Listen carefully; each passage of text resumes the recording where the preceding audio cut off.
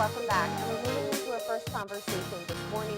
We are joined by Trina Palacio, who is the president of BELSAT and also the Belize representative for the Commonwealth Student Association. Good morning and welcome. Good morning. Hi. Yeah. So Trina, of course, we're talking a bit about what your particular role as the Belize representative on the Commonwealth Student Association is. But before we get into that, let's just take some time to find out a bit more about you, right? Okay. Well, first of all, yes, you're right. I am the BELSAT president. That is Belize Student Association of Trinidad and Tobago. And that role, this is actually my second year doing that position. It's very great. It's inspiring. It really allows me to see different students that maybe I wouldn't get to meet while at home. I get to see them grow as individuals. I get to help guide them. It's a nice role. Yeah. But apart from that, I do other things. So one of those positions, like you mentioned, being the Belize representative on the Caribbean and Americas Regional Working Group for the CSA, which is also very nice. And I also work with the Commonwealth Youth. And that would be under the Department for Inclusion and Engagement. So that's another position. All of these things mainly revolve around youths, which I am very passionate about. Yeah. I think that it's important to give roles and titles, but also voices to youths, because there is so much importance in human capital, and that's what youths really are. So that's all what I'm about. So what are you studying in Trinidad? Economics, social policy planning and development, gender studies. And what year are you in? This is going to be my final year. Okay, so, you know, that's a very full plate already. You know, I always question, especially when people are at this level in their education, how one decides to become a representative on the student associations, and how do you deal with the commitment that it requires as well? That's a very good question, actually. How do you become involved with a student association? Belize, we tend to have smaller student associations in many of the Caribbean countries, especially in Trinidad. So it's tiny, minuscule actually. So when you look at the way how our student association in Trinidad is set up, we're really like a very, very tiny family. Because by the time you see someone from Belize, you get excited. You don't see them often. When you walk around campus, you're usually the first Belizean anybody has met in their life. And if someone else knows a Belizean on campus, it's usually somebody you know too. Yeah. So you become someone that another individual can rely on. And when you realize that you are somebody that someone can rely on, and someone else is someone that you can rely on, it inspires you a little bit so that you could help, because everybody is lending a helping hand to the other person. So it's not really hard in that aspect to join something like a student association. It is a background. I think student associations are most important for first years because it helps you adjust. And from that period when I was reached out to by Open Campus and our old president at that point in time, I wanted to help. So I really went all out for it. It takes a lot of commitment. It takes a lot of hard nights sometimes, but it's actually a very good feeling. So you don't think about it that much. What would you say are some of the other responsibilities? I know that, you know, you're definitely like the welcoming family for new students who get there, and kind of giving them the ins and outs, where to shop, what's cheapest, how to get around, what's safe. Definitely. But also, you know, the body is a representative of the country in school itself, but also in the country. What have you found to be some of the objectives that you set out beyond just working for other students? Apart from working for other students, our major objective is to give Belize like that positive image. Like I said, each individual is usually the first Belizean someone has met. So you have a lot on your shoulders. You really do. And that positive exposure is so important. But also taking advantage of different experiences and pushing others to take advantage of those types of opportunities that exist, that is very important. What we also try to do is take place in like different competitions on campus, or even just partake. So once again, working towards that positive exposure, but also giving students the opportunity to be a part of something more than just the family, but also like student life, getting the exposure. Those things are so important. I don't know if it's the same in Trinidad, but I know in Jamaica it was a bit different in terms of, as compared to Belize. What is the culture like in terms of the students and their role as where they see themselves in university and their direct path to their career goals or their place in life? I ask you that because in Jamaica, for example, there's a direct line. Yeah. When the difference between UB, for example, and UE is that maybe we see ourselves a little bit more removed in Belize. You know, I still am picnic. Yeah. When you're in Caribbean, well, in Jamaica it seemed that there was more a direct line, that they were just next in line.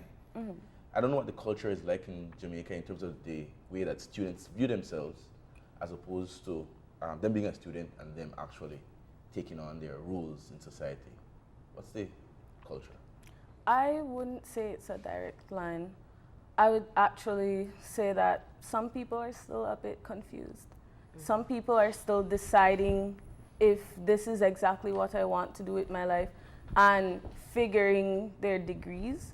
But I think that's more of a issue in a lot of places.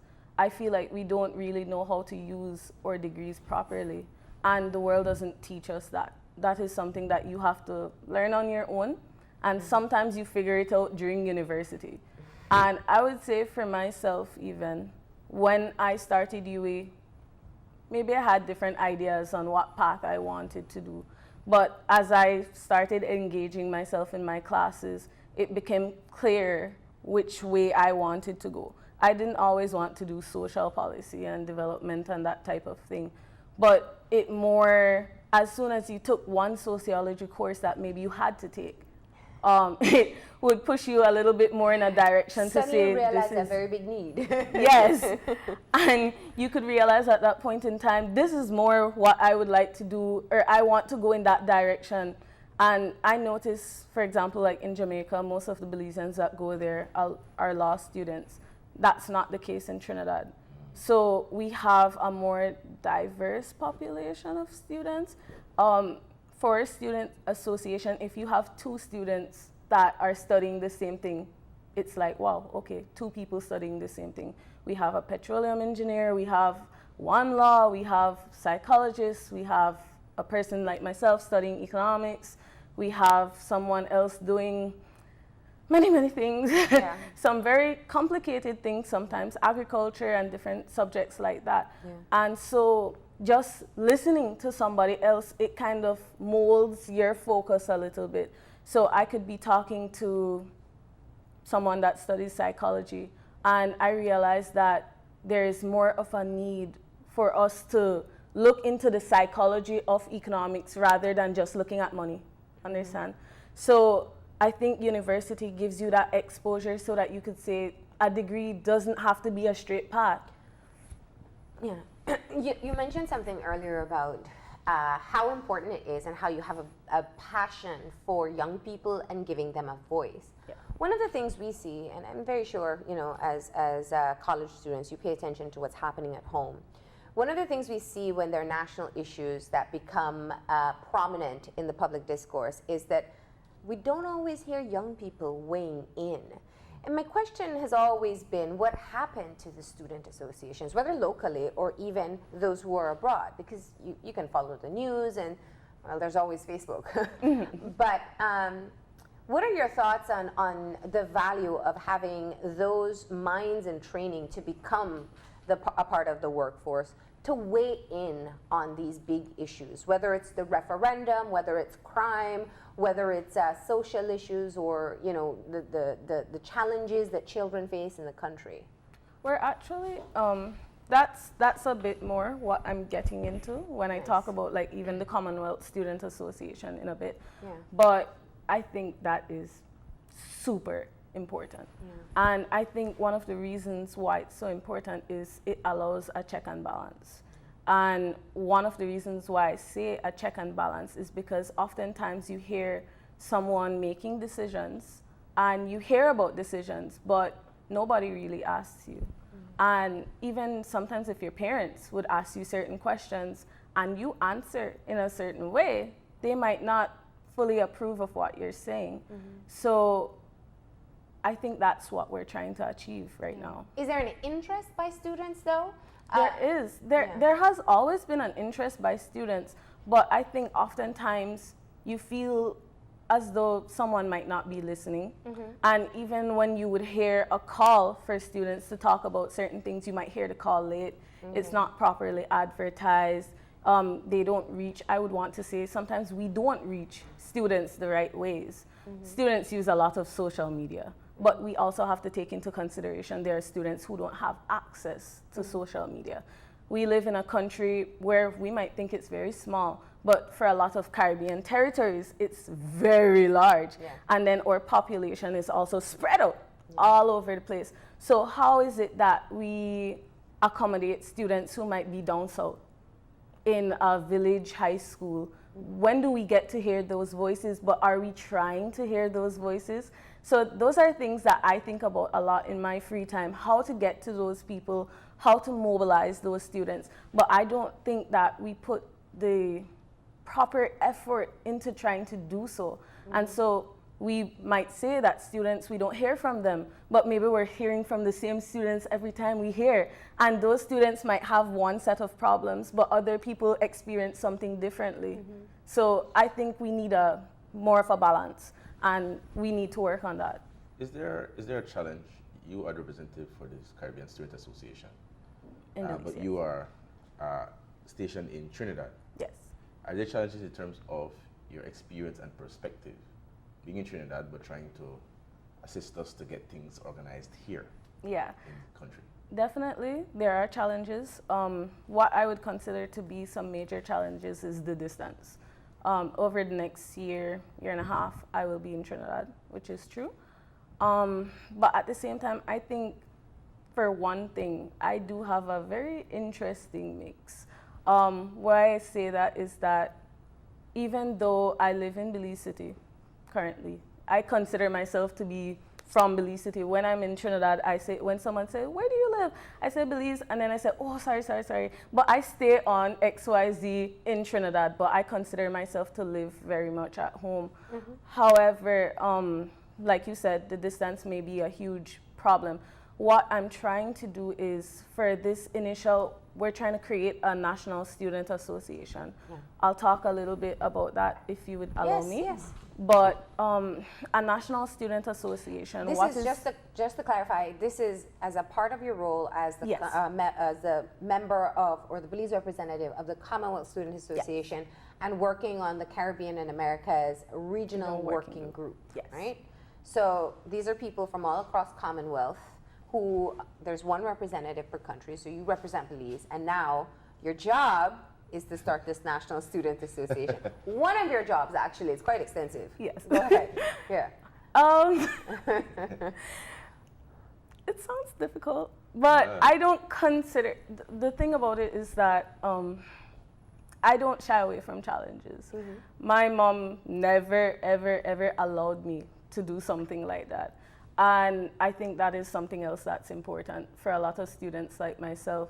But the way how I'm looking at this is, first, it is important to rope in tertiary. So the tertiary educational institutions, they usually have student bodies.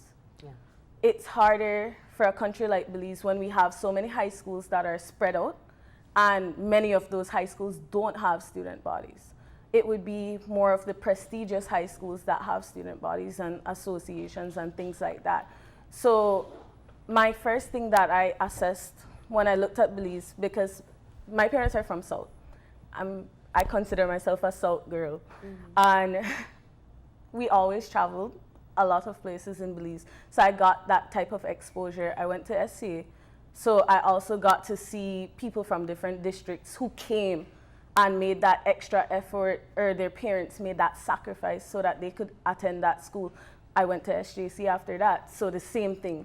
You get to meet people, and I always got to experience knowing people from different districts, knowing people from different economic backgrounds, socioeconomic backgrounds, from different villages and towns.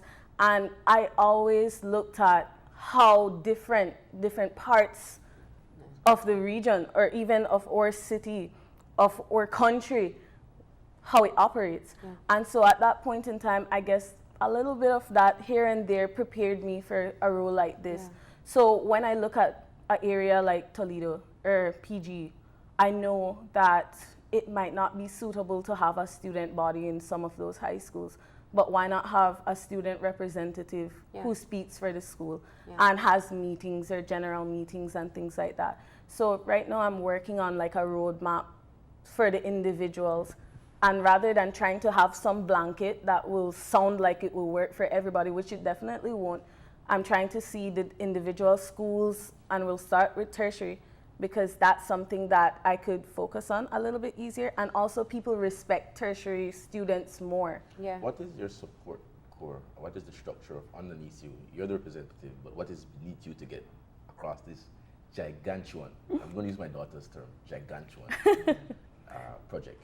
Right now, I'm working on building a team. But apart from just working on building the team, I'm looking at people who are strong representatives, people who are student leaders and different youth group leaders and stuff like that. So once again, right now is the research.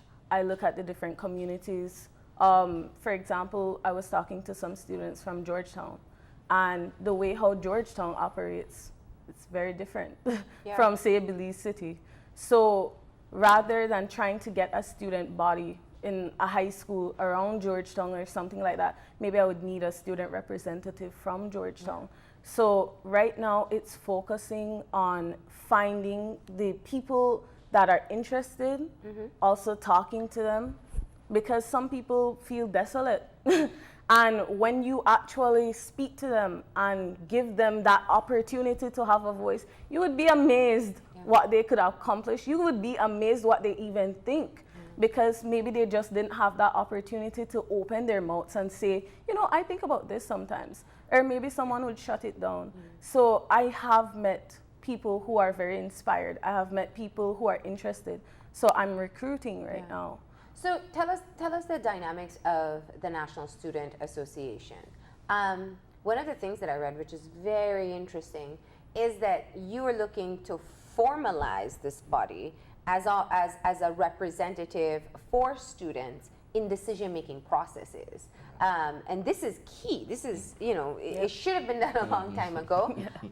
But it also means that you have to have the buy-in from the other end. The decision makers have to say, yes, we want a student representative to participate in whatever high-level decision-making we're doing. What has the consultation been on that end to ensure that when you get these student leaders, and I'm sure they're amazing student leaders from across the country, to come together and have a voice, that there's somebody who's willing to listen on the other end? Very true. What I'm doing at this moment in time, I know that might be a little bit more difficult. And it shouldn't be. It shouldn't be. But when we speak and we're talking about reality and being realistic, we know that that is sometimes difficult in the country. And we also know that finances are sometimes tight in different areas of the country. And as soon as we talk about something like a national student body, that might give chills to some people, because it's like, oh my gosh, that's an additional budget allocation.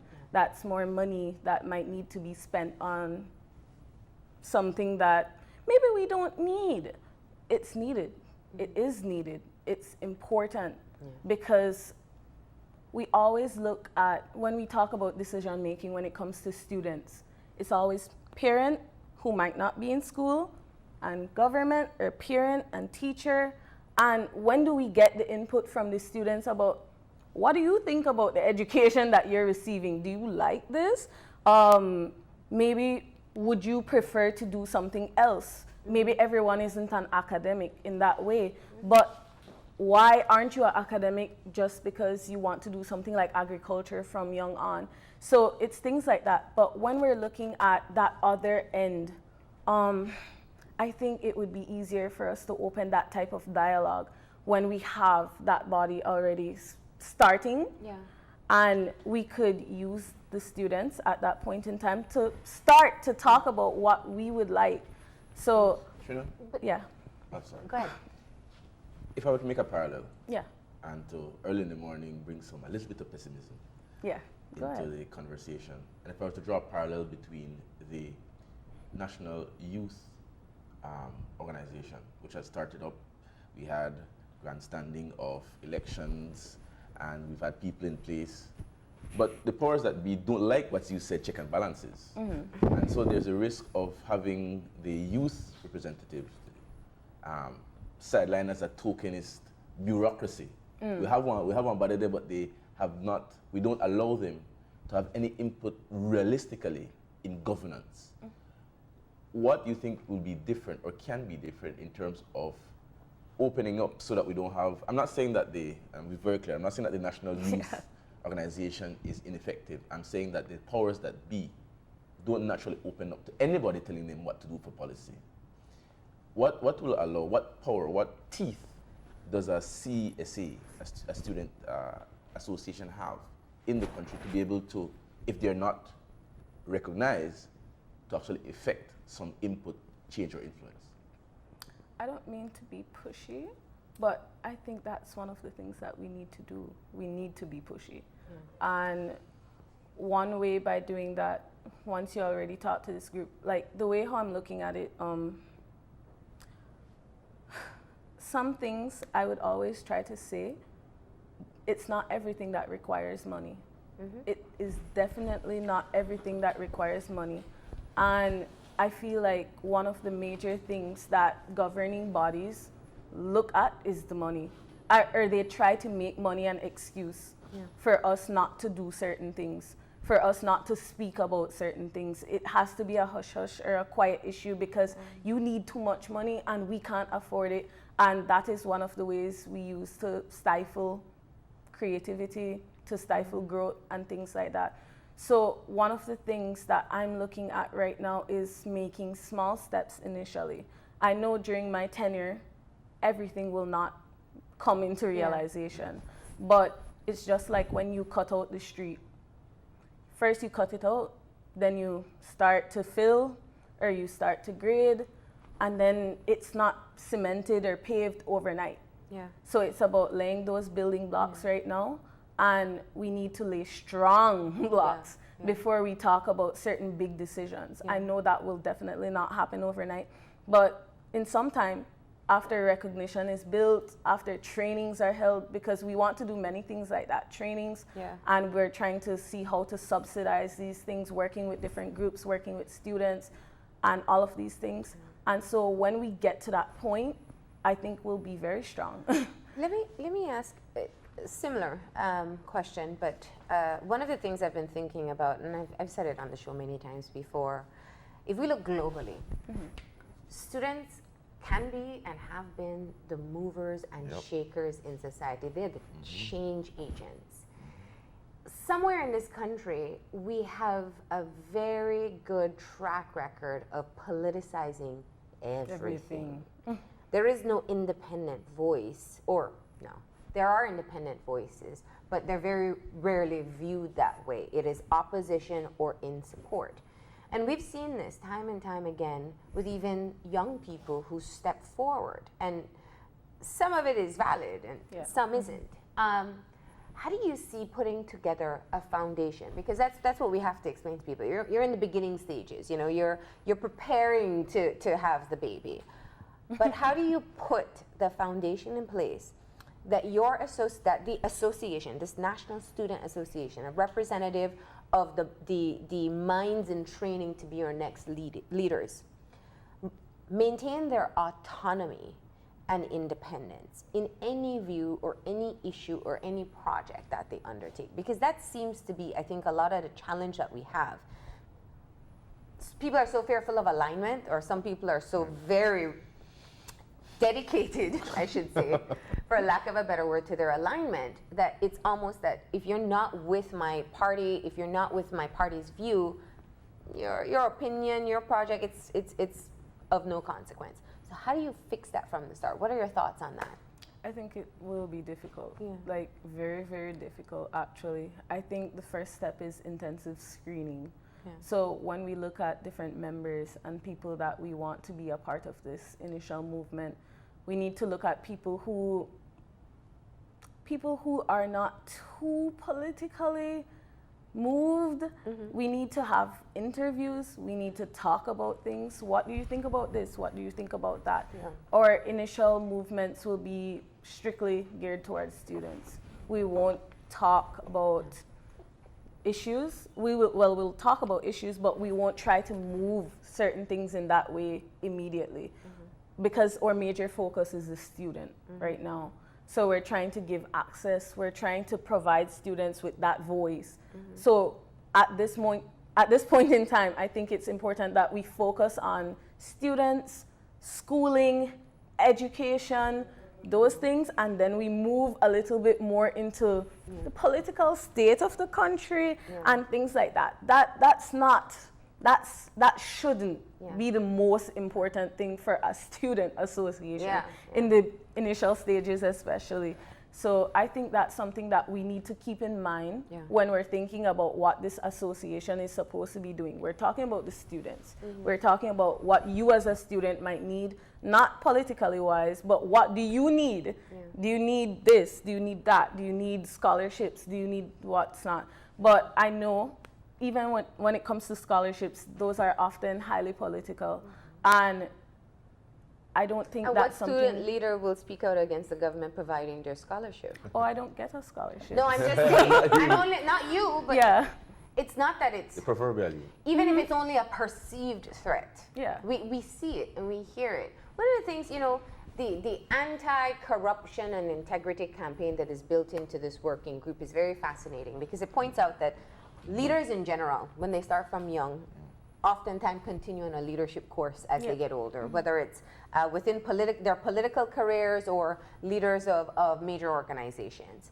And what your working group wants to do is instill this quality of anti-corruption and integrity from the beginning when you put together the association. I'm just, if you can figure this out, and I want you to figure it out, and I want us to be able to build this into our national structure, because, well, I don't even have to say why it's important. I think people understand that. So tell me your thoughts on that, and especially the conversation that you're having with the other Commonwealth representatives and how much this is a struggle for them as well.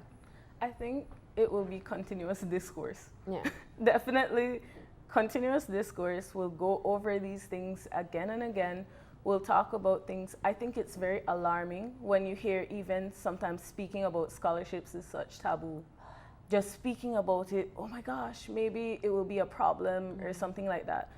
I think one of the major things that we need to do initially is just publicize different scholarships to different places, tell people about it, tell people about different opportunities and stuff like that.